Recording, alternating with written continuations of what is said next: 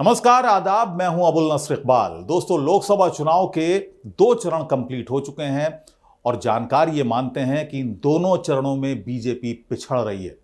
पहले चरण में 102 सीटों पर चुनाव हुए, दूसरे चरण में 88 सीटों पर चुनाव हुए। इसके बाद बौखलाहट में बीजेपी के कई नेताओं ने धर्म की राजनीति का सहारा लिया, धर्म की राजनीति को बढ़ावा देना शुरू कर दिया। आप लगातार बयान भी सुन रहे होंगे।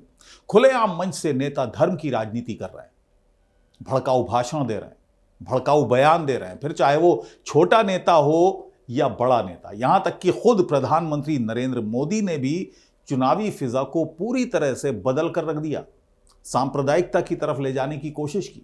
अपने भाषणों में अब वो मंगलसूत्र का जिक्र कर रहे हैं, मुगलों का जिक्र करते हैं, मुसलमानों की बात कर रहे हैं। आपने सुना होगा, बड़ी चर्चा है, बल्कि विदेशों में भी चर्चा है उनके उस बयान की कि प्रधानमंत्री रहते हुए 25 करोड़ लोगों को जिस तरीके से उन्होंने 25 करोड़ लोगों का जिक्र किया, उन्हें घुसपैठिया कहा, वो सब ने देखा और विदेशों तक में उसकी चर्चा है। धर्म के नाम पर वो वोट मांग रहे हैं। जय जय श्री राम, राम लक्ष्मण जानकी, जय बोलो हनुमान की। इसके लिए तो बाकायदा दिल्ली हाई कोर्ट में एक याचिका भी दर्ज की गई है, जिसमें याचिकाकर्ता ने पीएम मोदी पर हिंदू देवी देवताओं, सिख देवी देवताओं और उनके पूजा स्थल के नाम पर वोट मांगने का आरोप उन पर लगाया है। 6 साल के लिए उन्हें चुनाव में बैन करने की मांग की है। बीजेपी का यह पैंतरा साफ साफ बीजेपी की बौखलाहट को, बीजेपी के डर को दिखा रहा है। आप खुद ही देखिए कैसे बीजेपी राम के नाम पर वोट मांग रही है। आप ये एक ट्वीट देखिए। ये ट्वीट बीजेपी के ऑफिशियल ट्विटर पर जारी किया गया है, जिसमें कैप्शन दिया गया है, the power of your one vote. साथ में नीचे रामलला की तस्वीर भी पोस्ट की गई है, जिसमें यह बताया गया है कि आप खुद डिफरेंस देख सकते हैं। यानी बीजेपी साफ साफ यह बात कह रही है कि आपके एक वोट की पावर से ही राम मंदिर बना। इतना ही नहीं, मेरठ से बीजेपी के उम्मीदवार अरुण गोविल यानी टेलीविजन के राम और गृह मंत्री अमित शाह को अपने चुनावी रोड शो के दौरान भगवान राम की तस्वीर के साथ देखा गया। क्या यह राम के नाम पर, भगवान के नाम पर, धर्म के नाम पर वोट मांगना नहीं है? यानी इस चुनाव में बीजेपी राम मंदिर निर्माण को अपनी एक उपलब्धि के तौर पर पेश कर रही है। जो मंदिर जनता के पैसों से बना, जनता की मेहनत से बना, बीजेपी उस पर अपना हक जता रही है, अपनी कॉपीराइट बता रही है अपना। खुलेआम राम के नाम पर वोट मांगा जा रहा है, मॉडल कोड ऑफ कंडक्ट की धज्जियां उड़ाई जा रही हैं, लेकिन चुनाव आयोग खामोश है, चुप है, एकदम खामोश है। दोस्तों, माधवी लता की आपने तस्वीर देखी होगी, वो वीडियो देखा होगा, जिसमें माधवी लता मस्जिद की ओर तीर चलाने वाला एक इशारा कर रही है। राजनीतिक तौर पर इसको अश्लील इशारा माना जाएगा। एक राजनीतिक अश्लीलता उन्होंने दिखाई, बेशर्मी दिखाई कि जिस तरह से सड़क पर चलते हुए अपने रोड शो के दौरान एक मस्जिद आ जाती है और मस्जिद की तरफ वो तीर चलाने का इशारा कर देती हैं, जय श्री राम के नारे लगते हैं। क्या यह धर्म के नाम पर वोट मांगना नहीं है? किस तरह से माधवी लता एक खास कम्युनिटी को टारगेट कर रही है? क्या यह धर्म के नाम पर वोट मांगना नहीं है? इस मामले के अलावा एक और मामला भी सामने आया, जिसमें बीजेपी के चरित्र को साफ साफ उजागर करके रख दिया।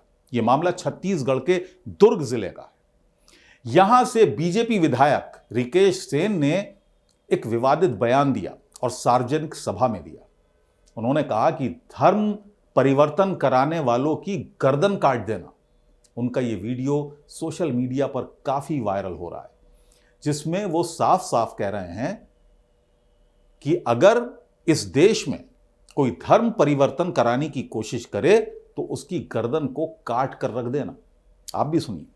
ऐसा कोई भी हो इस देश के अंदर जो धर्म परिवर्तन कराने की कोशिश करे, उसके गर्दन को काट के रख देगा।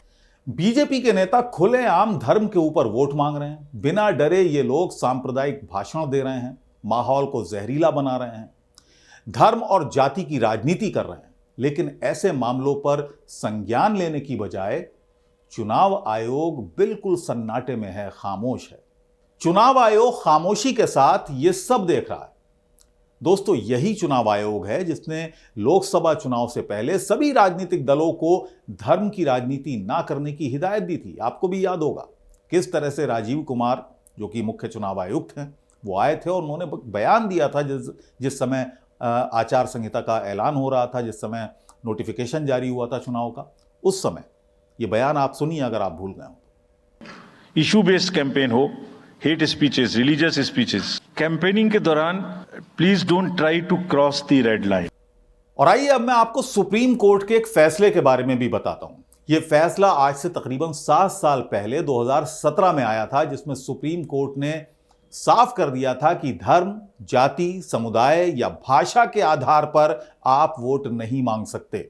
अगर कोई उम्मीदवार ऐसा करता है तो उसका निर्वाचन रद्द कर दिया जाएगा।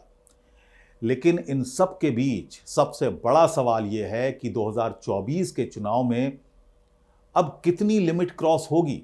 सांप्रदायिक भाषण भी हो रहे हैं, जहर उगला जा रहा है नेताओं के द्वारा, गर्दन काटने की बात की जा रही है, लेकिन चुनाव आयोग की तरफ से एक्शन कब होगा इसका अभी इंतजार है। और जानकार ये मानते हैं कि सब चरण के चुनाव हो जाएंगे और ये इंतजार कभी खत्म नहीं होगा।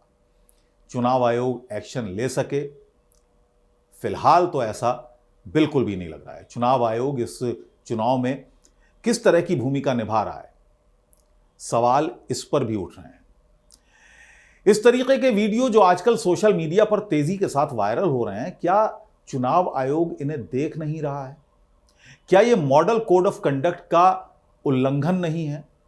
आज हमारे देश का लोकतंत्र किस दिशा में जा रहा है, यह सोचने वाली बात है। दोस्तों, आज इस वीडियो में फिलहाल इतना ही। अगले वीडियो में फिर मुलाकात होगी, तब तक के लिए इजाजत दीजिए।